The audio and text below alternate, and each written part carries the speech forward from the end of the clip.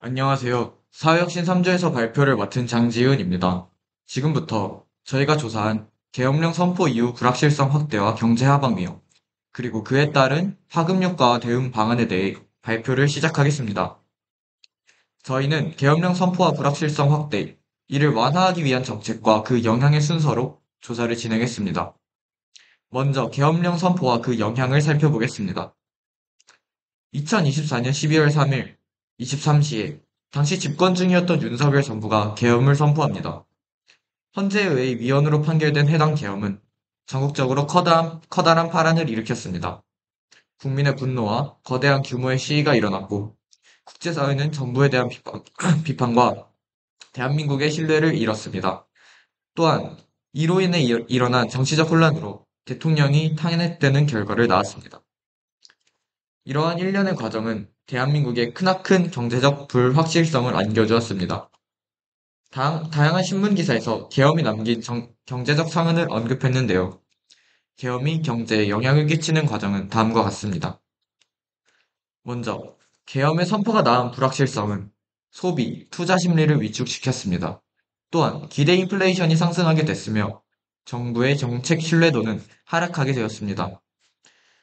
계엄이 초래한 불확실성은 이토록 다양한 변인에 영향을 끼치며 주요 경제 지표를 변화시키게 됩니다. 불확실성에 대한 파급 효과로 물가와 실업률을 살펴보았습니다. 먼저 총수요 총공급 모형을 의미하는 ADAS 모델에서의 변화를 분석해 보았습니다. 소비와 투자가 위축되면 발생한 단기 부회수 충격을 총수요 곡선 D0가 D1으로 이동하는 것으로 확인할 수 있었습니다. 이 경우 단기 균형 물가와 단기 균형 생산량이 감소하며 실질 GDP의 감소와 디플레이션 압력이 발생하게 됩니다. 계엄으로 인한 정부 개입 가능성으로 공급망 제약, 노동시장의 경직성이 생기며 부의 공급 충격이 발생하는 것을 우측의 그래프에서 확인할 수 있습니다. 총 공급 X0가 S1으로 이동하며 균형 물가가 상승하는 것을 알 수 있습니다. 총 공급의 감소와 총 수요의 감소가 맞물리며 실질 GDP는 감소하며 총 공급이 더 크게 감소할 경우 경제가 침체됨과 동시에 인플레이션이 발생하는 이른바 스태그플레이션 현상이 발생할 우려가 있음을 알 수 있었습니다. 다음으론 단기 필립스 곡선의 변화를 분석해 보았습니다.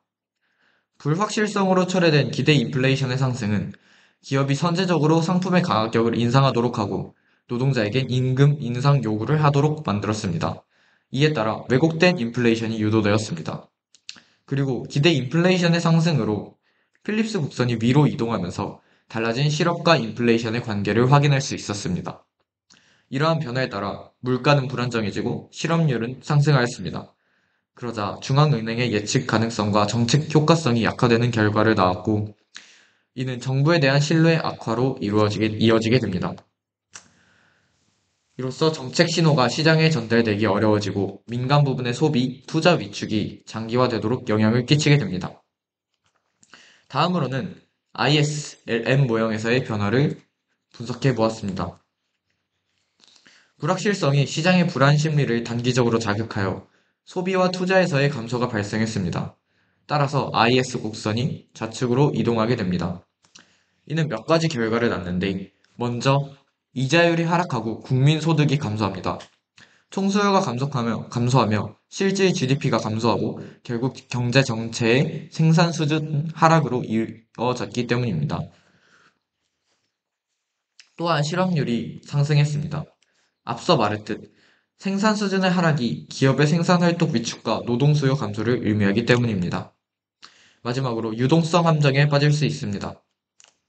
경기 회복에 대한 확신이 없기에 지출을 미루고 그에 따라 금리가 인하함에도 불구하고 소비와 투자가 상승하지 않아 통화 정책의 효과가 미비해지고 결국 실업률 개선이 이루어지지 않게 됩니다. 다음으로는 실제로 불확실성이 준 영향을 자료로 살펴보았습니다. 초록색으로 표시된 실업률이 계엄 직후 급등하는 것을 살펴볼 수 있고 경기 상황을 나타내는 소비자 심리지수가 계엄 직후 비관적으로 바뀐 것을 알 수 있습니다. 소비자 물가지수 또한 계엄 후 보다 큰 폭으로 상승해 온 것을 관찰할 수 있었습니다. 이렇게 계엄이 물가와 실업률에 끼친 영향을 살펴보았고 기대 안정화, 신뢰 회복을 중심으로 정책이 설계되어야 한다고 분석을 결론지었습니다.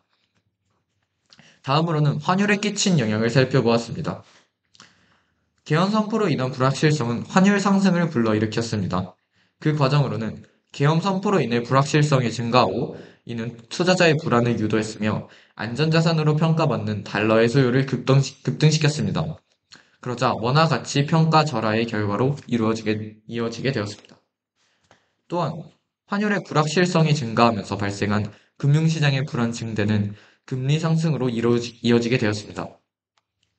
이렇듯 예측이 어려워지자 비가역적 특성을 지닌 투자 활동이 위축되는 경향을 보였습니다. 앞서 설명한 환율의 상승으로 발생한 영향을 장단기로 나누어 분석해 보았습니다. 먼저 단기적으로는 수출품의 가격 경쟁력이 상승하여 되었지만 수입 비용 또한 상승하여 제조업과 물가에 부담을 주게 되었습니다. 장기적으로는 환율 불확실성이 투자 위축으로, 이는 또한 기업의 매출 감소로 이어지고 앞선 지표와 마찬가지로 실업률의 증가를 설명하게 됩니다. 또한 환율의 상승은 장기적으로 국제 신용 등급 하락으로 이어지는데요. 불확실성이 증가하여 줄어든 투자는 곧 외국 투자자의 자본 회수로 이어지고 이는 외환 보유액 감소와 직결됩니다. 또한 경기 부양책이 증가하며 부채가 증가해 채무 상환의 불안정으로 마찬가지로 국제 신용등급 하락에 영향을 끼치게 되었습니다. 이러한 투자 위축과 자본 회수는 자본 유출로도 설명할 수 있는데요. 불확실성의 확대로 인한 자산 도피가 이를 의미합니다. 자산 도피란 한 국가에 있는 자산의 수요가 불확실성 등 여타 이유로 인해 대규모로 감소하는 현상을 일컫습니다. 즉, 불확실성을 피해 안전한 곳으로 자산을 이동시키는 것이죠. 이는 계엄 선포 이후 극명하게 드러났는데 선포 후 투자가 곤란해지고 한국의 자산을 판매하여 미국의 자산을 매입하는 행동을 유도하였습니다. 즉, 순자본 유출 NCO가 증가하게 되고요. 이는 원화 공급과 대부 시장의 수요에 영향을 끼쳤습니다. 그 영향은 다음 그래프에서 확인할 수 있습니다. 오른쪽의 순자본 유출 곡선이 증가하여 오른쪽으로 이동하고 이후 한국의 대부 자금 수요가 증가하여 수요 그래프가 오른쪽으로 이동하면 이자율이 상승하게 됩니다.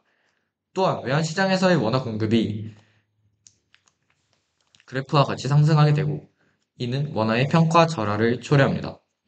원화의 평가 절하는 또한 수출품의 가격 경쟁력을 증가시켜 무역 흑자를 만들어냅니다. 여기까지 자본 도피의 영향을 살펴보았고 이후 불확실성을 완화하기 위한 경제 정책의 도구를 탐색하고 분석해 보았습니다. 불확실성의 확대로 인해 불황기가 닥쳤습니다. 불황기는 실제 총생산이 잠재 생산량에 미치지 못하는 때를 이야기하는데 국내 투자가 감소하고 자본 축적이 감소하여 물가와 실업률이 상승하게 됩니다. 이러한 불황기는 정부의 확장적 재정 정책을 통해 극복할 수 있는데요. 단순한 극복에 그치기보다 경제 잠재력을 증가시켜 장기 경제 성장으로 이어지게 해야 합니다. 여기서 경제 성장이란 재화나 서비스의 생산 능력 자체가 증가하는 것을 말합니다. 이 경제 성장은 1인당 실질 국내 총생산의 변화를 통해 측정하는데요. 이 경제 성장을 이뤄내는 몇 가지 정책이 있습니다. 먼저 노동자 1인당 실물 자본을 증가시켜 경제 성장을 이뤄내는 사회 간접 자본 마련 확충이 있습니다. 그리고 노동자 1인당 인적 자본을 증가시켜 경제 성장을 이뤄내는 교육 지출이 있습니다. 마지막으로 기술 진보를 통해 경제 성장을 이뤄내는 국가 주도의 대규모 투자 정책이 있습니다. 이 경제 전체의 총 지출이 잠재 생산 능력을 벗어나기도 하는데 그때 정부 정책으로 지출을 변화시킬 수 있습니다. 따라서 계엄으로 발생한 불황에서 잠재 생산 능력에 가깝게 변화시킬 수 있고 이후 잠재력의 증가가 경제 성장으로 이어질 수 있습니다. 불확실성 확대로 인해 가계의 저축이 증가하여 지출이 감소하는데 이는 총수요 감소와 경기 둔화 심화로 이루어집니다.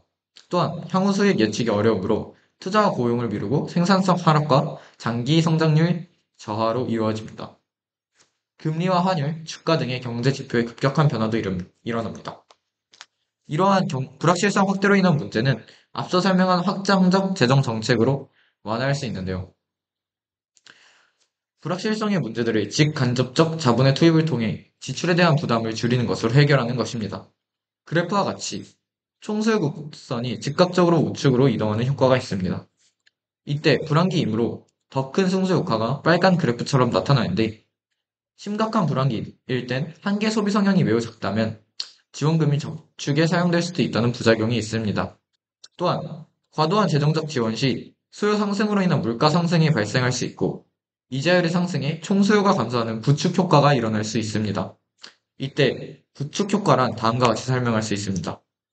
먼저 지출이 증가하면 유동성이 있는 화폐에 대한 수요가 증가합니다. 그림 A에서 수요 곡선이 MD에서 MD1에서 MD2로 이동하는 것을 확인할 수 있습니다. 이때 인플레이션을 방지하고 은행 저축을 요인하기 위해 화폐의 공급과 수요 균형을 목적으로 이자율을 R1에서 R2로 상승시켜야 합니다. 결과적으로 이자율이 상승하면 다시 B그램의 AD2에서 AD3로의 이동처럼 총수요의 최초 증가가 상쇄됨을 알 수 있습니다. 일부 상쇄됨을 알 수 있습니다. 이것이 부축 효과가 일어나는 과정입니다. 이와 반대로 완화적 통화 정책이 있는데요. 기준금리를 인하하여 경기 부양을 도모하기도 하고 은행의 지급 준비율을 인하하여 시장에 더 많은 유동성을 공급하기도 합니다. 중앙은행이 시중에 채권을 매입하여 시장에 화폐를 공급하는 공개신용 운영과 기준금리가 0%에 가까울 때 최후의 수단으로 사용하는 다양한 채권을 매입하는 양적 완화가 있습니다. 마지막으로 국제 협력이 있는데요. 기축 통화인 달러를 확보하여 환율을 안정시키는 데 국제 협력은 매우 효과적으로 작동합니다. 타국과의 통화 교환 계약인 통화 스와프를 체결하거나 외환 보유고로 외환 위기 현상에 대비하는 정책 등이 있습니다. 확장적 재정 정책과 완화적 통화 정책에는 각각 한계가 존재하는데요. 시장에 화폐를 공급하는 정책이 장기적으로는 효과가 미비하기 때문입니다. 화폐 중립성에 따라 통화량이 늘어나더라도 장기적으로는 물가만 상승하고 생산 및 고용 등 실물 변수에는 거의 영향을 미치지 못합니다. 이 개념은 다음과 같은 그래프로 확인할 수 있습니다. 시장에 화폐가 공급되면 단기 그래프와 같이 D1에서 D2로 수요가 증가합니다. 하지만 장기 그래프에서 보이듯 장기적으로 공급 곡선 또한 S1에서 S2로 이동하게 되고 물가 상승으로 인해서 수요의 증가가 점차 잦아들게 돼요. 결국 수요는 다시 감소하고 물가만 상승하게 됩니다. 따라서 장기적인 관점에서는 인프라와 기술에 대한 투자 확대가 가장 바람직하다고 할 수 있습니다. 또한 확장적 재정 정책에서는 구축 효과가 앞서 설명한 과정으로 발생하기도 합니다. 지금까지 저희가 조사한 계엄령 선포 이후 불확실성 확대와 경제하방 위험, 그리고 그에 따른 파급 효과 대응 방안에 대한 분석 발표를 마치겠습니다.